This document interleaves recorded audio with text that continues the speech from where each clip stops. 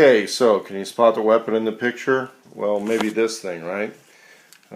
Something that Arabs would hijack airplanes with, but most people would not consider this to be a viable weapon, but you can have it at work, right?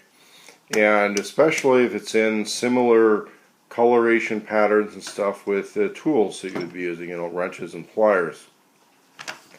This might raise an eyebrow, but then, somebody would say utility knife, or maybe it's a screwdriver thing with a sharp edge, or a chisel or something like that. But nobody would think it's actually, something very similar to this. Now this P99 tactical knife, it's named after a gun, but it's not a gun. This is like for the douche market where people would shop the gun counter at Big Five, but they can't or won't buy real firearms, so they're supposed to be satisfied with the placebo of tactical themed knives. And as tactical themed knives go, this is not half bad. It comes with kind of an okay sheath, which I would personally probably modify, but for something to throw in a bug out bag, it's not that bad.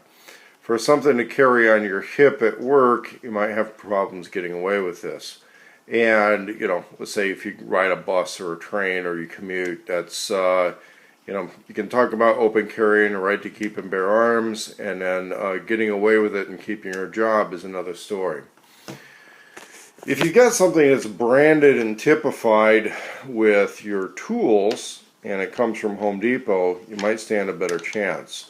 So, believe it or not, Milwaukee came out with this thing. It is packaged and labeled as a Conduit knife.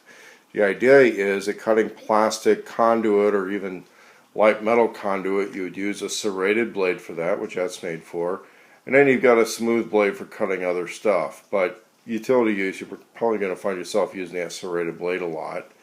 And you got a pointy thing for getting into the plastic conduit, which you can't get into with a flat nose knife or screwdriver tip wedge knife.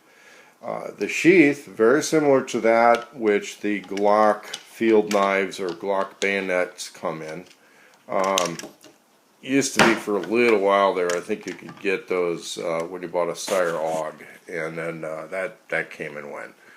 But the Glock field knife is actually not even as utilitarian as this. This thing's got a pretty decent retention system here. It is very simple, very straightforward.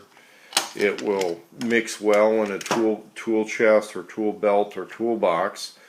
And the blade is very reminiscent of the Applegate combat knives, believe it or not.